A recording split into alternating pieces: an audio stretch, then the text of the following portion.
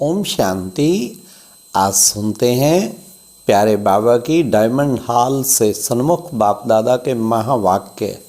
आज 16 दिसंबर 22 की अव्यक्त मुरली, जो कि ओरिजिनली 15 दिसंबर 2010 की मुरली है। आज की मुरली में बाबा ने कितना सुंदर हम बच्चों को कहा।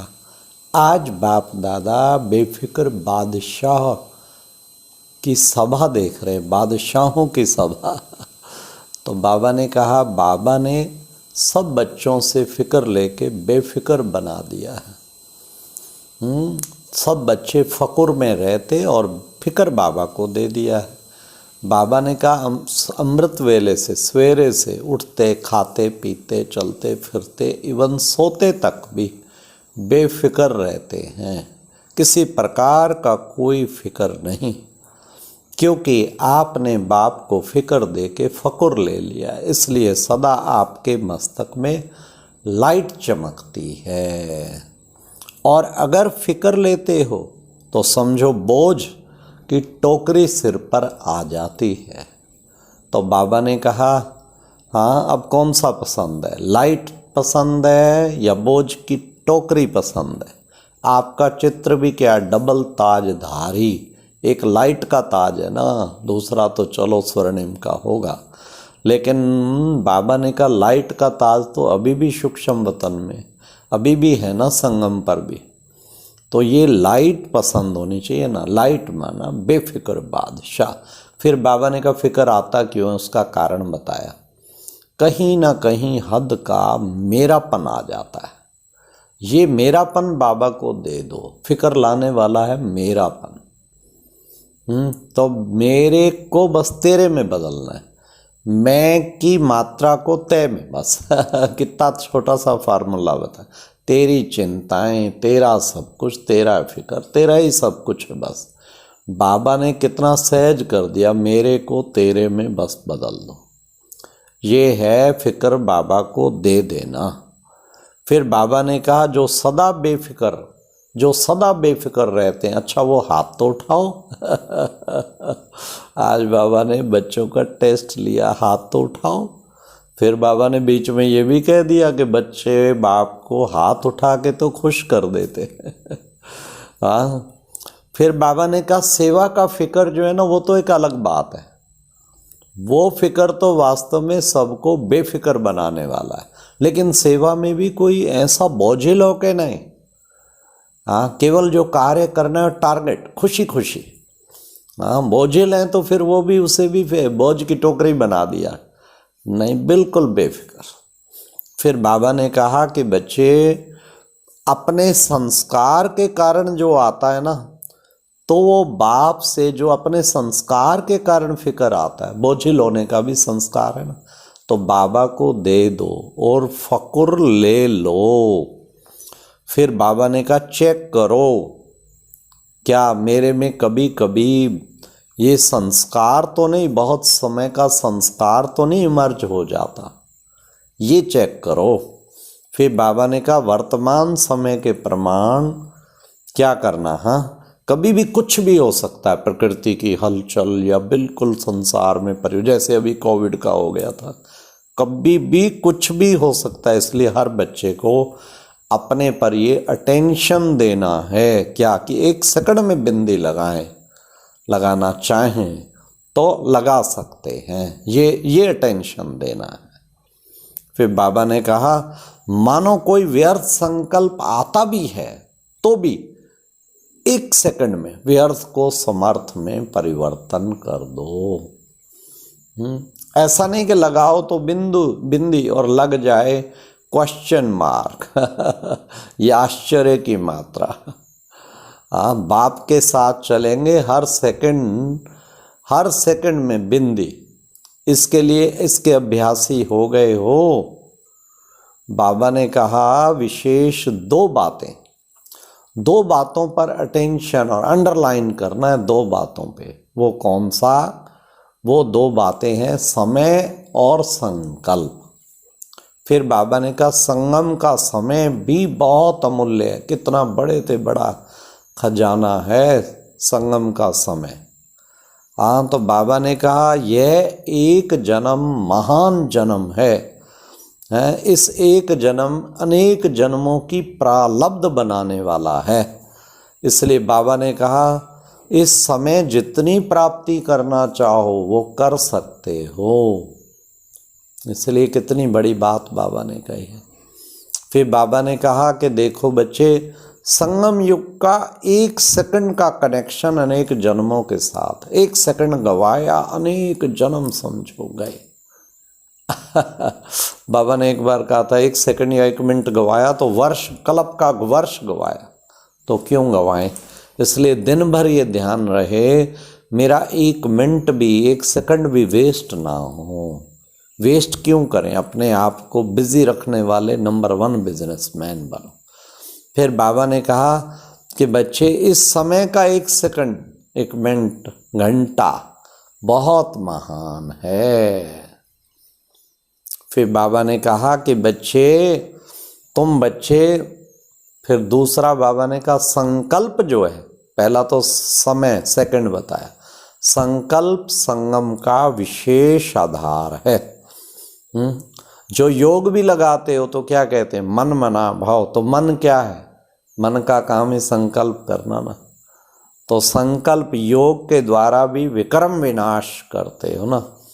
याद की यात्रा को बढ़ाते जाओ और विक्रम विनाश करके बाबा के साथ वापस जाना है।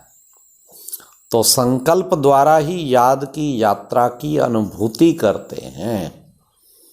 फिर बाबा ने कहा समय की रफ्तार सारे दिन में चलते चलते संबंध में आते कर्म करते अमूल्य रूप से रही। संकल्प और समय की रफ्तार ये चेक करो, अमूल्य रूप से रही संकल्प की। हर संकल्प मेरा अमूल्य था, ये चेक करना। संकल्प सर्वशक्तिवान बना देता।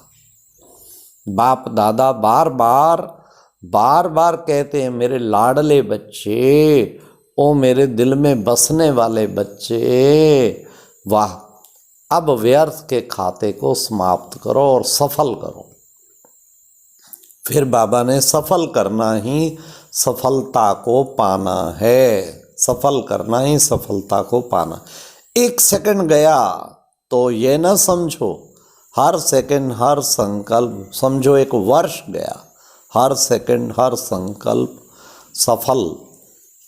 इतना टेंशन देना है। फिर बाबा ने कहा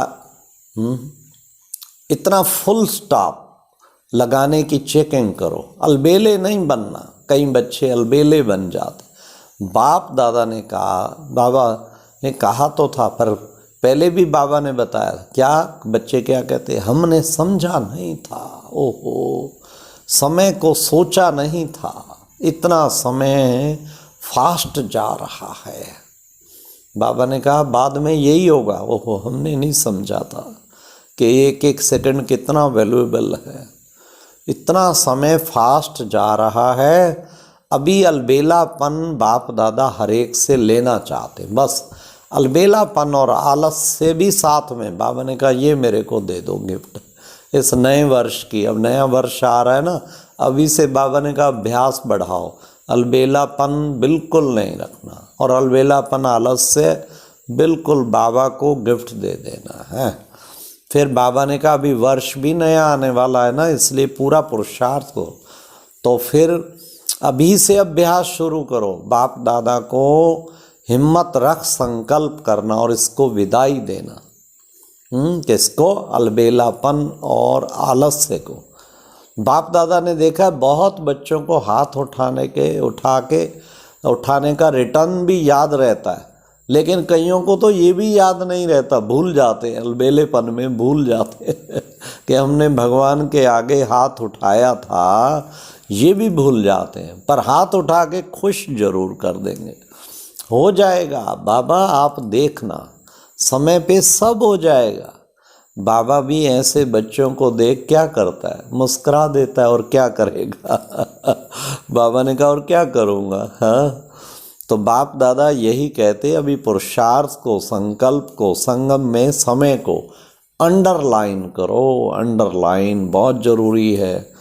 समीप बच्चे प्यार से मेजॉरिटी पास है, प्यार में तो मेजॉरिटी पास है बच्चे। प्यार के कारण ही बाबा ने कहा बाबा के बनते हैं ना, इसलिए आगे बढ़ रहे हैं। प्यार तो ठीक है, प्यार में अनुभवी बन आगे बढ़ रहे हैं, लेकिन याद की सब्जेक्ट में अनेक जन्मों के विक्रम विनाश करने का अटेंशन दो, क्योंकि विक्रम विनाश होंगे तब साथ साथ चलेंगे, नहीं तो पीछे रह जाएंगे। प्यार का रिस्पॉन्स है याद, यह है जो प्यार वाली आत्मा कहे वही करना है। राजधानी में आना है, रॉयल फैमिली में आए तभी आ पाएंगे ना, साथ चलेंगे तब आ पाएंगे।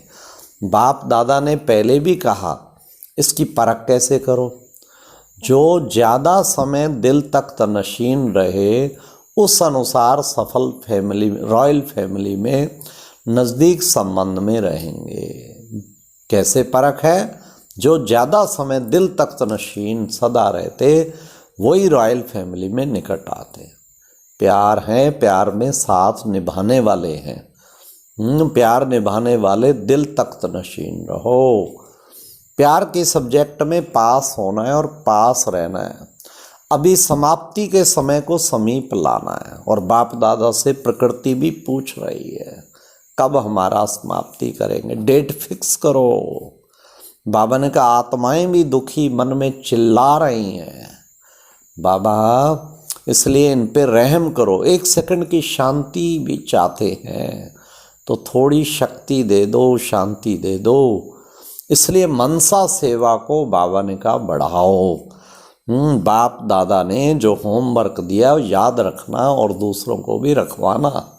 इसलिए आज ही मुरली डायमंड हॉल से सुनते आप सबको बाबा ने जो होमवर्क दिया और रिवाइज कराया, क्या करेंगे? जरा भी वेस्ट नहीं जाने देना समय। एक सेकंड, न्यू ईयर तक बाबा ने थोड़ा रिहर्सल के लिए दे दिया। अलबेलेपन को गिफ्ट देना है, सेकंड भी वेस्ट नहीं करना, और हर संकल्प बड़ा रॉयल, बड़ा अच्छा, और प्यार में खूब बाबा के रिटर्न देना है। साथ रहेंगे तब रॉयल फैमिली में आ सकेंगे, और अपने सारे खजाने स्मृति में रखने। अच्छा, ओम शांति। ये था आज की बाप दादा मिलन की मुरली का, अव्यक्त मुरली का मुरली मंथन। ओम शांति।